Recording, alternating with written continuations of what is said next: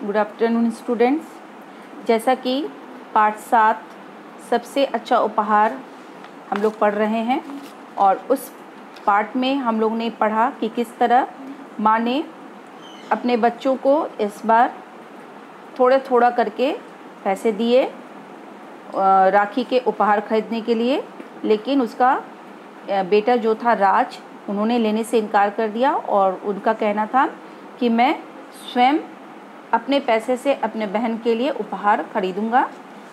राखी के एक दिन पहले माँ अपने बच्चों को लेकर के बाज़ार जाती है और बाज़ार जा कर के जितनी भी आवश्यकताओं की चीज़ें थी वो सब खरीद लेती है। और तभी पिंकी को एक रेडीमेड दुकान दिखती है और उस रेडीमेड दुकान पे एक सुनहरे गोटे वाली फ़्रॉक उसको दिखता है और वो फ़्रॉक लेने की ज़िद करती है, लेकिन माँ असमर्थ थी क्योंकि उसके पास पैसा नहीं था। वो उसे देने से इनकार करती है और पिंकी रोते हुए घर तक आ जाती है। उसके बाद चलिए हम लोग आगे बढ़ते हैं। अब है रक्षाबंधन का दिन आ जाता है और पिंकी जो है सबसे पहले विजय को क्या करती है, राखी बांधती है और उसे लड्डू खिला करके उसका मुंह मीठा करती है। ठीक उसी प्रकार जिस प्रकार अभी रक्षाबंधन आने वाले हैं और आप जितनी भी बहनें हैं अपने भाइयों को मुंह मीठा करती है और हाथों में कलाई पे राखी बांधती है और भाई जो है अपनी बहन को उपहार देता है। ठीक उसी प्रकार विजय ने भी क्या किया, राखी बांधने के बाद उसने एक चमकीला सा डिब्बा अपनी बहन की ओर बढ़ा देता है। अब पिंकी क्या करती है, उस चमकीले डिब्बे को देख करके उसके मन में यह जिज्ञासा उत्पन्न होती है कि उस डिब्बे के अंदर क्या है और वह झटपट उस डिब्बे को खोल देती है और देखते ही बहुत खुश होती है क्योंकि उसमें एक सुनहरे वाली गुड़िया थी। लड़कियों को गुड़िया बहुत पसंद होता है ना, वो लोग बहुत खेलना पसंद करती है, तो वो उस गुड़िया को पा करके बहुत खुश होती है। उसके बाद विजय के बाद पिंकी विनोद को राखी बांधती है और उसे भी लड्डू खिलाती है और विनोद ने भी अपनी बहन के लिए क्या एक छोटा सा उपहार लेके आया था और क्या था वो, गुड्डे गुड़िया का जोड़ा, सुंदर सा जोड़ा लेके आया और पिंकी उस जोड़े को पा करके क्या होती है, बहुत ही खुश होती है। उसके बाद अब राज की बारी थी। उसके हाथों में एक छोटा सा डिब्बा था जो पुराना और गंदा सा नज़र आ रहा था। सभी जानते हैं कि राज ने इस बार माँ से पैसे नहीं लिए, अतः कोई अच्छा उपहार पिंकी को दे पाना उसके बस की बात नहीं है। फिर भी उत्सुकता बस सभी डिब्बे की ओर निहारने लगे। अब क्या था, राज की बारी आई और राज के हाथों में भी एक छोटा सा डिब्बा था जो पुराना गंदा सा नज़र आ रहा था और उस डिब्बे को देख करके उन लोगों ने अनुमान लगाया, किसने, पिंकी और उसके दोनों भाइयों ने अनुमान लगाया कि इस डिब्बे में कोई अच्छा सा उपहार नहीं होगा। क्यों नहीं होगा, क्योंकि वह उपहार के लिए माँ से पैसे नहीं लिया था। डिब्बा खुलते ही पिंकी उछल पड़ी, अरे यह तो वही फ्रॉक है जो कल मैंने रेडीमेड कपड़ों की दुकान पे देखी थी। और पिंकी ने बुझे हुए मन से डिब्बे को खोला, लेकिन जैसे ही उसने डिब्बा खोला वह खुशी से उछल पड़ी।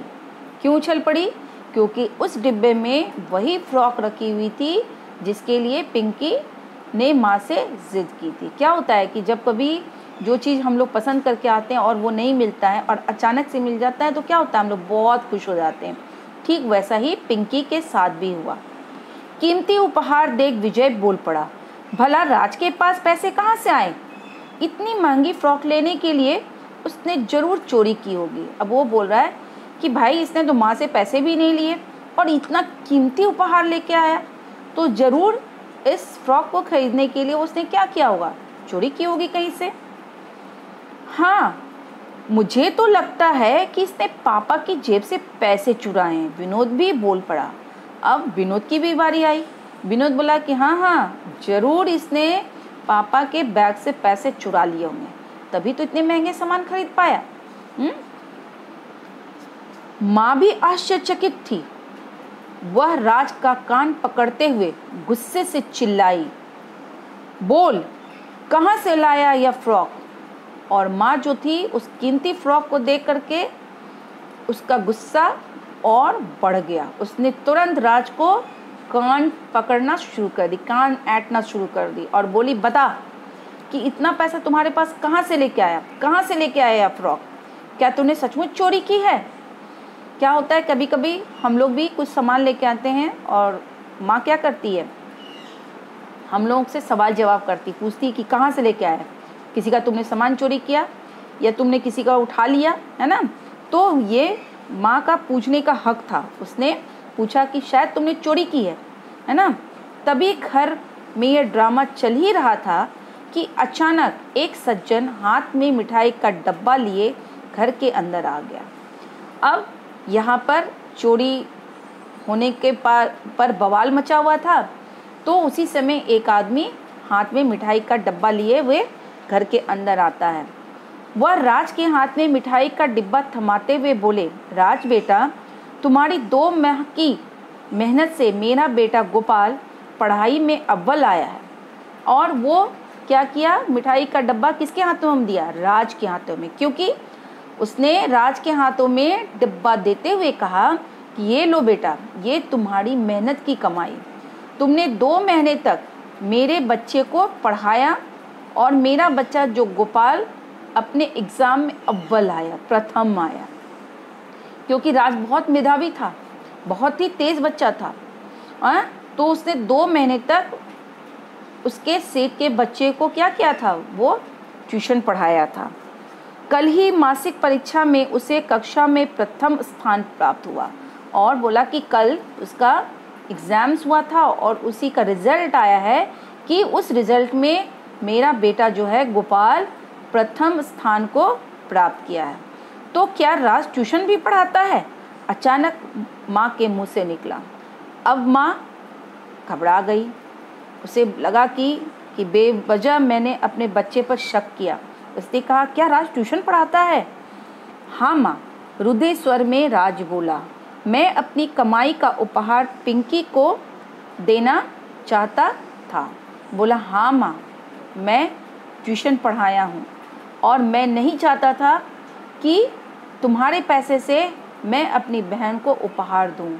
मैं अपनी मेहनत के पैसे से अपनी बहन को उपहार देना चाहता था।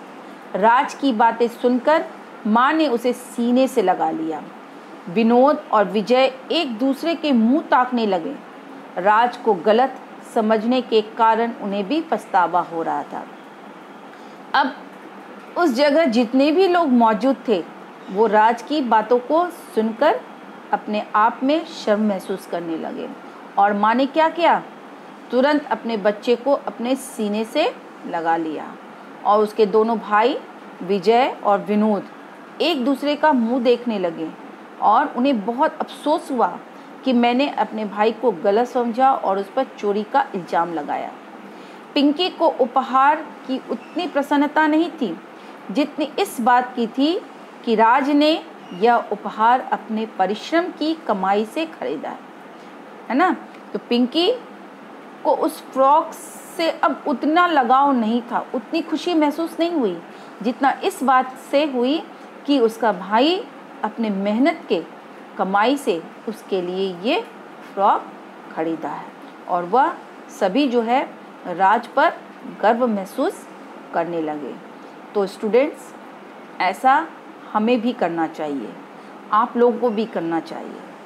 आप लोगों को भी अपनी बहन को देने के लिए उपहार अपने पैसे, जमा किए हुए पैसे, चाहे वो कम ही क्यों ना हो, चाहे वो 100 रुपया ही क्यों ना हो, लेकिन उसको देने के बाद जो आपको आत्मिक खुशी मिलेगी वो माँ के पैसों से नहीं मिलेगी। तो मुझे आशा है कि इस बार रक्षाबंधन में सभी स्टूडेंट अपने बहन को अपने पैसे से, अपने जमा किए हुए पैसे से, जो माँ आपको खाने के लिए देती है, पॉकेट खर्च देती है, उन पैसे से अपनी बहन के लिए उपहार खरीदेंगे। और बहन, जो भी बहन है सुन रही है मुझे, उनको वो उपहार पाकर एक आत्मिक खुशी महसूस होनी चाहिए, क्योंकि वह उसके भाई के परिश्रम द्वारा जमा किया हुआ पैसा है। Thank you.